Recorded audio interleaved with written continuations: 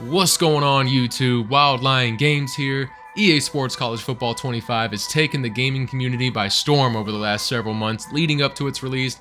I can't recall the last time sports gamers have been this eager for a game to come out, and College Football 25 is sweeping the nation with its stunning graphics, accurate representation of the schools, and a promising Dynasty mode. But now that the hype train has arrived at the station, and Santa Claus has jumped his fat ass down that chimney, did he bring shiny gifts or a lump of coal? Let's find out. As with all reviews, graphics are up first, and we'll bunch this in with sights and sounds. And I gotta say, College Football 25 is a little hit and miss. Some of the aspects of the game look truly next gen, such as, the jersey fabrics, the helmets, the stadium environments, the grass on the field, cleats, etc.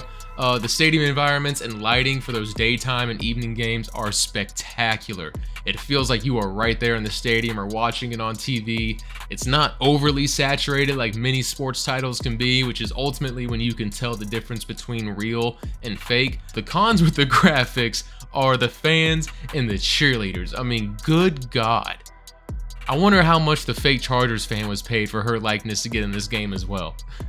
All jokes aside, I mean, it's not great looking. When you're on the field, the fans sort of have this like PlayStation 1 cardboard cutout look to them with a lot of motion blur. It's not very pleasant to look at. And then when you zoom in close on some of these cutscenes, I mean, the fans are like downright scary looking at times with humongous Peyton Manning foreheads. But on the good side of things, I will say EA did a pretty damn good job recreating the look and feel of the stadiums and also the backdrops of a lot of these stadiums.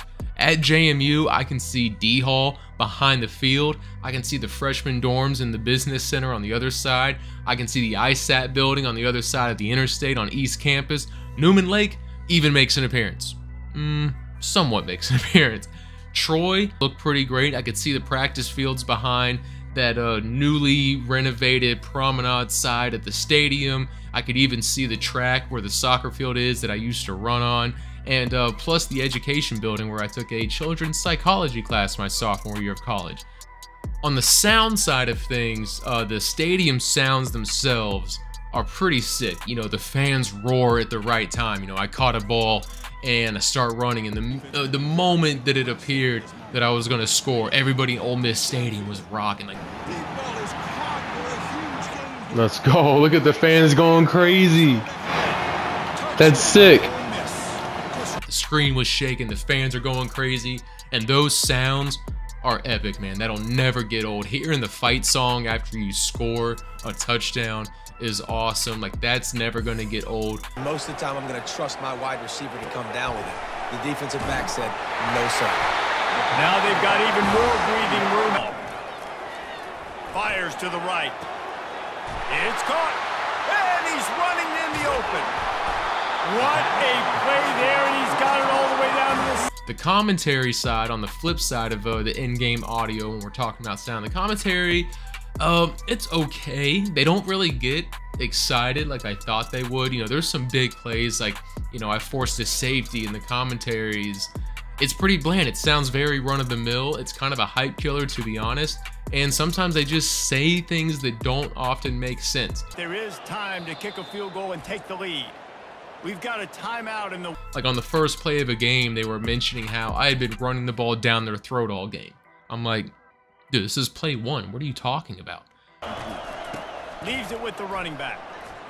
Got the first down and more. We're seeing up front by this offensive line playing on the road. They knew they wanted to get the run game established, and they are doing just that. They're not just getting 3-4 yards a pop. They are gashing this defense.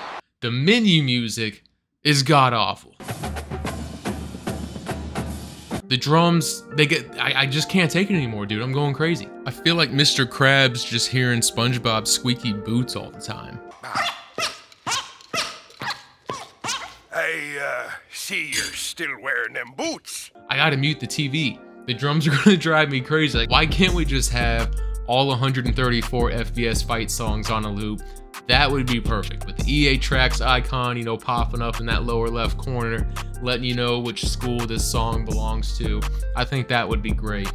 But the sounds overall, the graphics overall, everything's pretty good. There's some things here and there that could improve, but you know, I can't be too upset about what they have right now. Presentation, oh boy. I actually have a lot of gripes with presentation in this game. EA marketed College Football 25 exactly like this.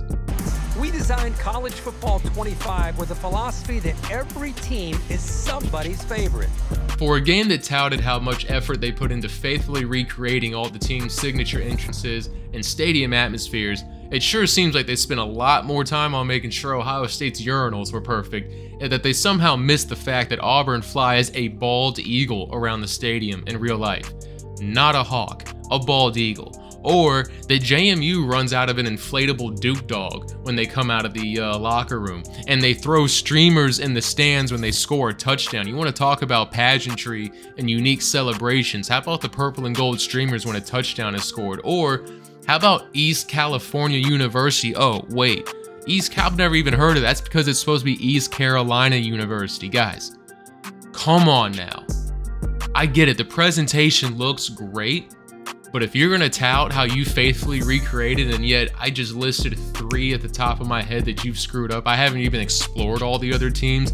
I'm not familiar with all 134 teams, so I can't make comments on them. But the ones I can make comments on them are inaccurate. Even Auburn is an SEC school in the top 25, and you don't have a bald eagle flying around? Really? The replay cameras are awful. Nothing sucks the life out of a huge touchdown when the replay is this shitty camera from the opposite end zone that gets blocked by a wall. I mean, it's a total hype killer. And it's not just one instance. It happens a lot, and the replay angles in general just plain suck.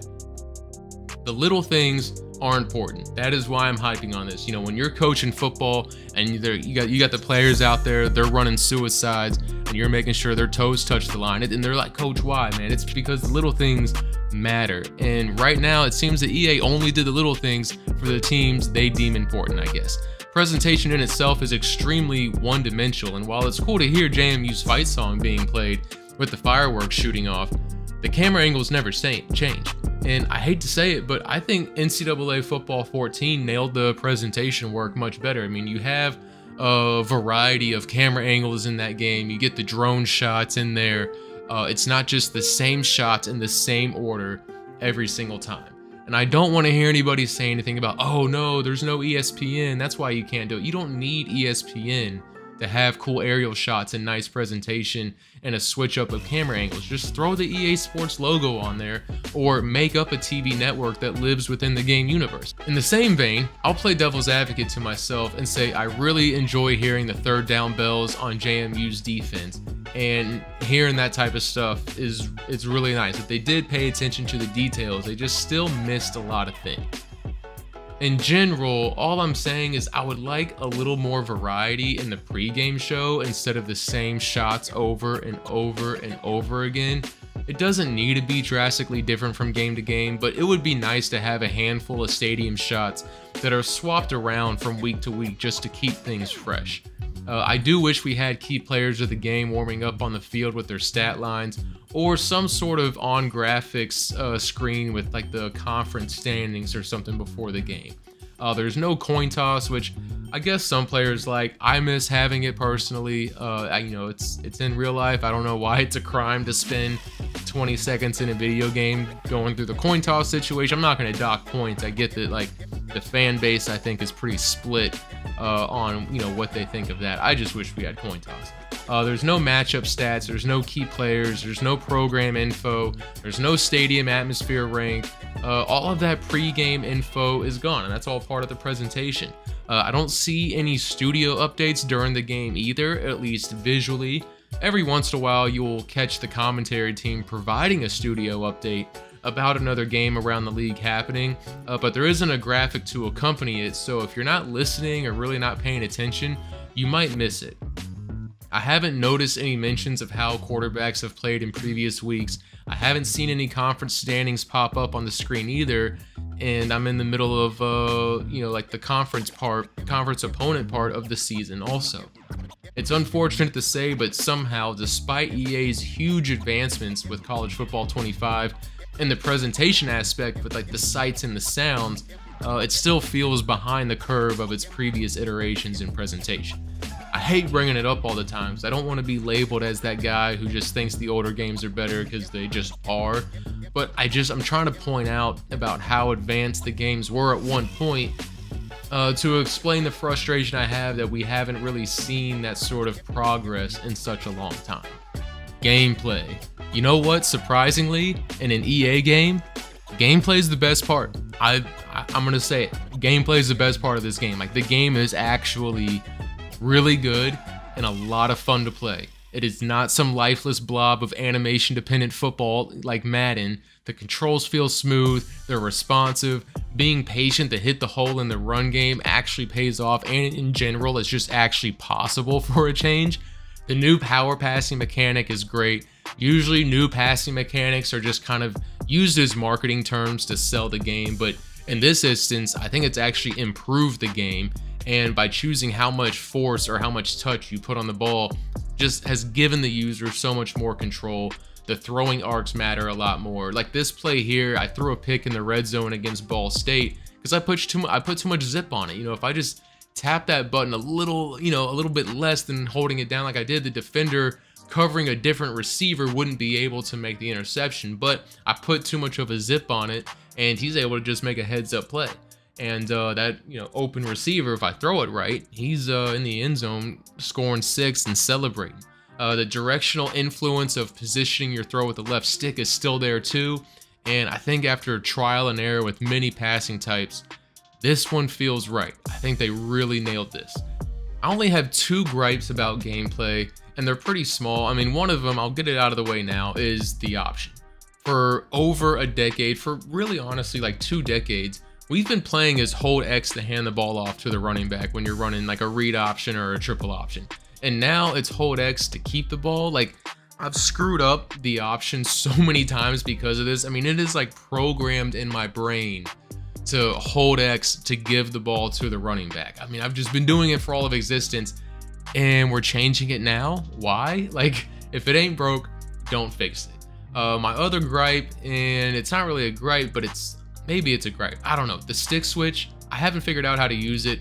I'm constantly allowing huge gains because I have no idea how to properly switch defenders in this game, and I haven't seen a tutorial anywhere that explains stick switch. It's supposed to be a feature, but again, nothing in the game explains how to use it. I don't know how to use it. Maybe I'm just an idiot. That's just a gripe.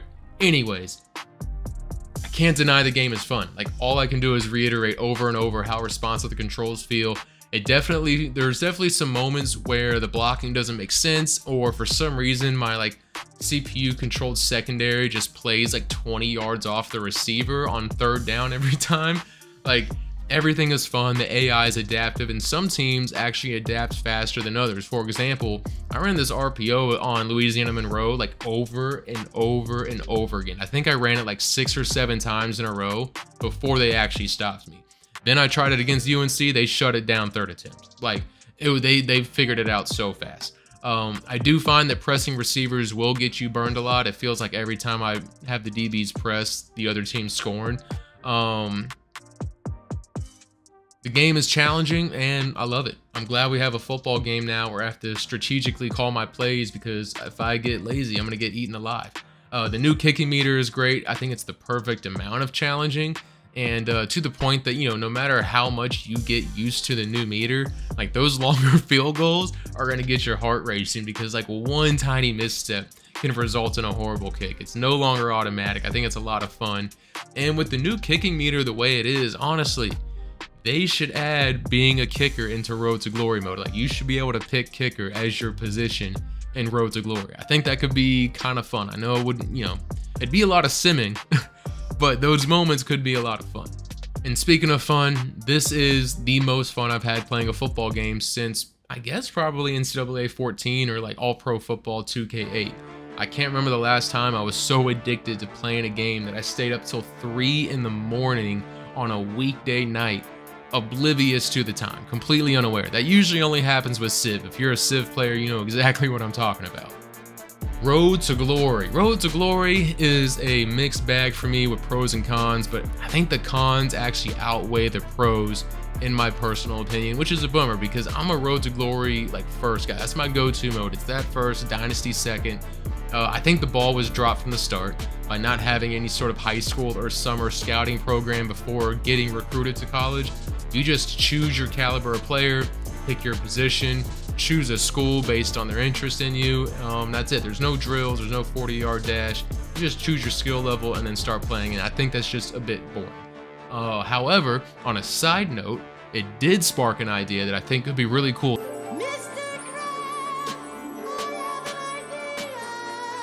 So if EA, if you're listening, hit me up. The idea is that we keep our star rating system that you guys created here. So, you pick your caliber between 5 and 2 stars like it is now. But then you have to attend some college camps during the spring semester where you run like 7-on-7 drills, 40-yard dash, position-specific drills, etc. And how well you do in those drills decides if you're a gem or a bust prospect. So, the same way in Dynasty mode where we discover players and we scout them only to find out this guy's actually not a 4-star deep threat receiver, I think that should be applied to Road to Glory. So what if you choose as your background to be a 4-star deep threat receiver and you perform horribly in a couple of these college camps? Now you're considered a bust and you're really only like a 3-star, and those schools who were initially interested in you may have lost interest completely, or just you'll be lower on the depth chart, or the opposite happens and you get a nice ratings boost and you pop up on some bigger schools' radars that weren't looking at you before if you perform well in those drills. Just a thought to throw it out there. I think that could be a cool mix, just to add like a little bit of fun to the mode. Anyway, once you're in Road to Glory, I think things pick up pretty well. Managing your week-to-week tasks is all completed through your smartphone, from talking to teammates, professors, classmates. All your social interactions and interviews are done via text message. And I do wish there was a bit more personality to it, but I guess it does what it needs to do. I noticed your GPA and leadership tasks are the easiest way to earn a starting job. Keep your grades up and be a good leader, and your coach trust will skyrocket, which is going to get you up on top of the depth chart really quickly.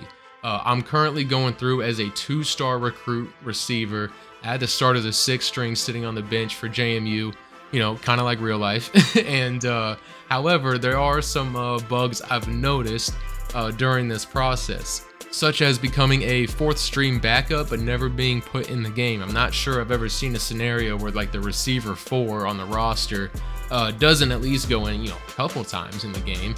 I also jumped to receiver 3 by the end of my first year, but then by the time my sophomore year rolled around, or I guess my freshman year since I was redshirted, I was back to receiver 5. If you plan on being a 2-star recruit, I'll go ahead and say this, that like you're just going to be simming games all day long and going to practice. It's nothing overly exciting, but it's definitely a challenge, which is cool. I spent the first half of the season training a lot, and my grades were horrible, which is why I think I could never make any progress on the depth chart, because I failed my midterms. I had 2 D's and an F at 2.2 GPA, but then I decided, I hit the books, got my GPA up to a 3.4, and by the end of the season, I was all of a sudden at a receiver 3 on the depth chart. And I think that's actually, a good real life message for all the young kids out there too. Like, hit the books, get good grades, and your coaches will see that as you being responsible and reliable. Like, bad grades and low on the depth chart is not a good look. Just a little FYI. I like Road to Glory. I enjoy the weekly activity management and the decisions of turning down or accepting an NIL deal, or going to that party with a girl from class or not. Everything has an impact. I just wish it was more visually appealing. And maybe I'm old, but everything being done via cell phone just feels a little soulless. I don't know, it just has about as much flavor as a warm glass of water. Dynasty mode. Dynasty mode is the crown jewel of college football 25. This is the best it's ever been. Recruiting is superior than any of the previous college football games, including NCAA 14. It's tougher, it's more involved, there's a lot more strategy to it, and I love every bit of it. The point system in NCAA was fine, but in my opinion, it was a little boring, and in truth, to be honest with you, it was easy too. You could just throw a ton of points at a recruit, call it a day, and by the end of the season, you're signing them. It was really easy to sign top-tier talent, but now the game has changed. It's all based on time allotment. You have a certain amount of time each week, which you can spend recruiting players. Things that take up time are, sliding into his DMs, searching his social media, sending the house, and scouting. The ability to quickly scout players makes a huge impact, where You know, I have to spend 50 minutes fully scouting a quarterback versus I can fully scout a defensive end in just 30. And that may not seem like much, but if you're trying to gain influence from recruits, those extra 20 minutes are vital, especially as a small school. Because at JMU, I only have 400 hours of recruiting time per week to start with. So recruiting is in depth as ever, and I'm going to use this specific point as an example. So scheduling visits with recruits. It's seen a major improvement as well with all the new factors to take into consideration. The week you schedule their visit can have various impacts, and you can actually schedule activities for them to do too based on like the popular stuff to do at your school. So for example, I have a defensive end here. I'm scheduling him against my game against Southern Miss because it will provide a major interest boost if I win, not much of a downside if I lose. I'm in a tight recruiting race with UVA.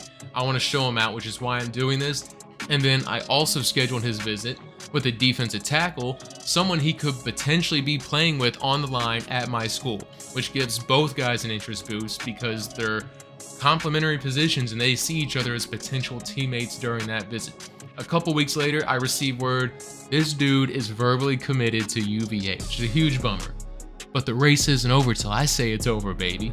He's still coming to visit my campus, and he's going to check out all the smoking hot chicks that we have at JMU that UVA doesn't have. And in week 9, I wanted to see if I could sway him away from the inferior Virginia school. So I get to week 9, we're having a great year. I go to play Southern Miss, we get the win. I'm pumped. I'm like, oh dude, we're totally getting this kid now. Like, look at all these interest boosts we just got. Like, we're gonna get both of these players. And yet they still both ended up committing to different schools. The guy still went to UVA and the defensive tackle went to Liberty. I'm not sure, you know, I know they say that just because a player has verbally committed to a school doesn't mean he's stuck there. But I mean, week by week, I was looking for something all the way up to early signing day. When I got to early signing day, they both were just signed. I didn't see anything where I could get like one last shot to try and convince him to come to JMU, which really sucks because I feel like I went all out and they had a great visit with all those bonuses. But you know, I don't know if that's just like a bug or it's just bad luck. The coaching skill tree has returned and it's been revamped from its previous iterations in NCAA 14. It also allows for the user to add his or own, you know, personal style of coach that they want to be. I like the different branches of coach style between motivator, recruit, and strategist. But more so, I like the addition of the side branches you can land, such as talent developer and architect, building the ultimate style you want to be. I think my run game is pretty strong, and I have a strong senior running back this season, so I decided my first unlock was going to be the Pay It Forward perk, which grants XP bonus, it grants bonus XP when I have a running back drafted in the first 3 rounds. Hiring and firing coaching staffs is also included, and they have their own skill tree that levels up too. The trick is you don't actually have the control of what they level up. They level up on their own, they pick their own paths, and you can approach this in 2 different ways. One, you can have staff members that are the opposite of your background. So, you know, if you're a motivator, recruiter, hybrid, maybe you'd like an offensive coordinator who's more of like an X's and O's guys to get those boosts there. Or the other strategy could be to recruit a recruiter motivator, to hire a recruiter, motivator, offensive coordinator, and stack your abilities on top of each other. Because if you both share the same abilities, they stack, providing an extra boost for those abilities. Again, I've only had my hand on the game since like Monday night, so I haven't had the chance to personally test out those 2 theories, but that will come with time. What I love about Dynasty mode in this year's game is, for the first time, it actually feels like a strategy game. The recruiting side of the table is exciting, and earning XP on the field to upgrade my coach is rewarding.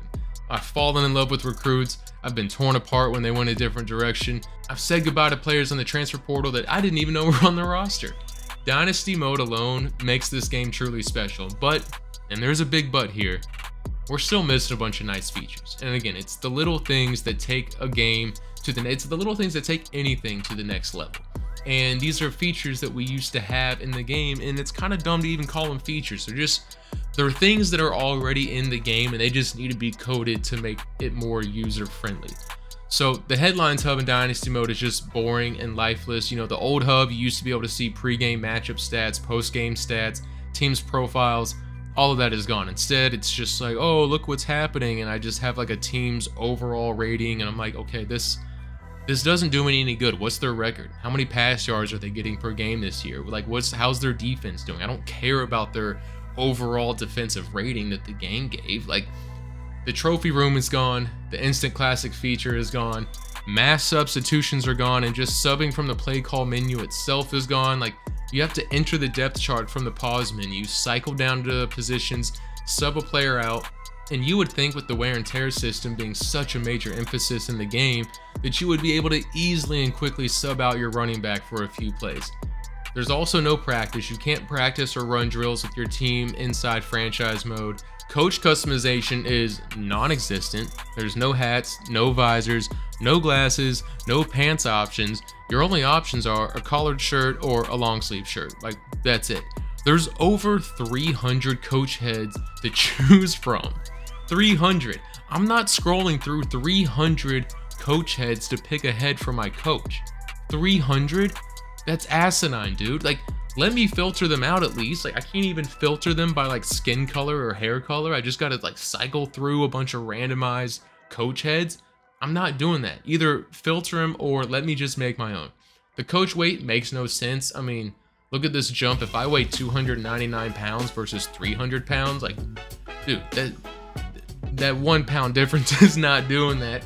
But if I weigh 400 pounds, that's no different than 300. Why can't I just be like an absolutely disgustingly humongous ball of lard rolling around on the sidelines at 5'5", 400 pounds? Just let me do it. Get ridiculous with it. If you're gonna let me be 400 pounds, let me look 400 pounds. Also, my coach doesn't even have a headset on during the games. Like, who's this dude talking to? How's he communicating with anybody? He's got no headset. He's got no playbook in his hands. He's just raw dogging, coaching on the sidelines. But enough with my gripes. All in all, Dynasty Mode is a lot of fun, and I'm really enjoying it. Like, I truly am. I truly am. It's just like, I'm not gonna sit here and pretend that the game doesn't have any flaws when it does. Yes, it's fun. Yes, it's intricate, but there's a lot of little things that are missing that we've had in other games. So, no, it is not the perfect game. I know there's a lot of YouTubers out there glazing this game, but it's a lot of fun. It's a great game, but let's be honest here. Mini games, real quick. I mean, this seems small and it went completely unadvertised, but I low-key had a lot of fun playing the mini games in College Football 25. Like, they're a lot of fun. They're new. I've spent quite a bit of time in here honing my skills, which I think has actually helped me on the field, and I just enjoy the personal challenge of it. I also was nice to see the return of tug of war and bowling from the older iterations of the game make their return. My one request, again, EA, if you're listening, add a friends leaderboard to the mini games. You know, I know it seems kind of ridiculous, but I would love to see how well my friends did in Rack Attack or Coffin Corner, and then go in there and try and beat their score on it. You know, it's always fun to compete against yourself, but I think seeing some sort of like friends leaderboard would extend the longevity of those mini games. I don't really have much to say about them from like an analytical standpoint. They're just fun, and if you have the game, you should definitely check them out. It's definitely worth it. UI, sim logic, and ratings. I think most of my gripes for this game come from the UI, such as, you know, when you go to view conference standings, it doesn't default to your conference. You have to scroll to your conference when you're in Dynasty mode.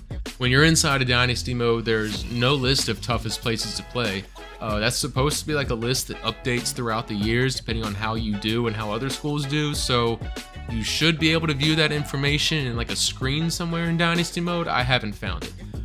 You can't view more information from the top stories anymore. Like, I'm looking here at Luther Burden III. I see he got Offensive Player of the Week with the big game. How's the season going? Hit triangle? Oh, nope. Can't.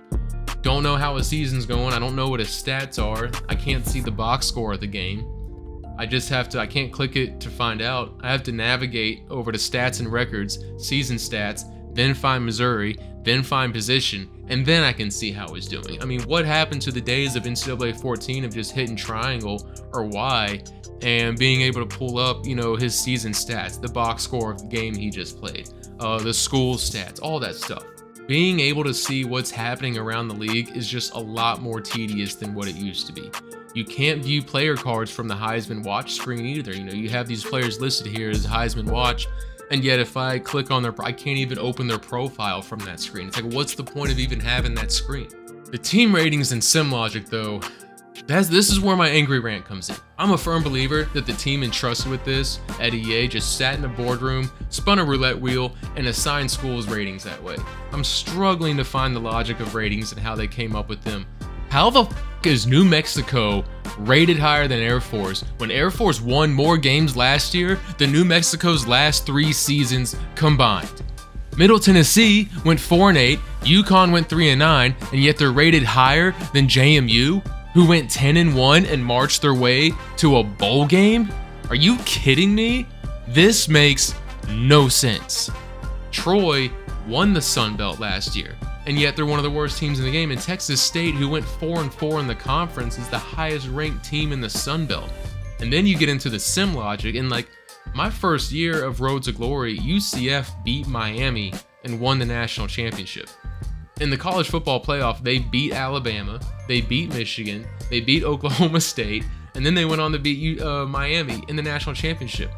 I mean, top 25 teams are constantly being upset in Dynasty mode. I see it multiple times a week from just nobodies. I mean, Alabama has like 4 losses. They're 1-4, losing to like FCS schools. The SimLogic just needs a lot of work. The team ratings need a lot of work. And that's just, yeah, it's my biggest gripe. It's really annoying to see a lot of these, I would consider them flaws in the game. So, as you guys know, I typically rate my games on a really obscure scale that doesn't really follow any sort of rhyme or reason, but they usually make sense. Just follow with me here. So, how do I rate College Football 25? I rate it pickleball. It's the hot new thing that everyone loves to play and wants to play, and while it's not reinventing the wheel, it's taking aspects from previously invented games and using the best elements of it. Sure, it lacks the depth and complexity as tennis. It's not quick and easy to play like ping pong, but it's fun and you can't put it down. And everybody can agree that, hey, at least it's not badminton. Despite all of College Football 25's flaws, at its core, it's a fundamentally sound game with solid gameplay. Think of it this way: the UI, the no trophy room, the no classic games, the lack of solid presentation cameras, all of this can be very easily added into the game on a year-to-year basis. But if the gameplay is a flaming dog turd, it's kind of hard to turn that turd into a delicious cake without throwing away the entire turd. You could polish it all you want with icing and the cherry on top, but at the end of the day, it's still a dog turd. Like, that's not the case here. We have a solid foundation with really good gameplay, a really good recruiting system, and I think if you're a fan of a college that wasn't in the previous NCAA games like JMU or Kennesaw State or App State, you're going to want to get this game. If you have a next-gen console and you're a college football fan, you're going to want to get this game. It's worth it. It's not perfect, but it's really fun. That's it for me. Hope you guys enjoyed the video and the review. I hope it was informative for you and helped you make a decision. And if you did like it, give it a thumbs up. Consider subscribing to the channel for more sports video game content. And that's it for me. So until next time, peace.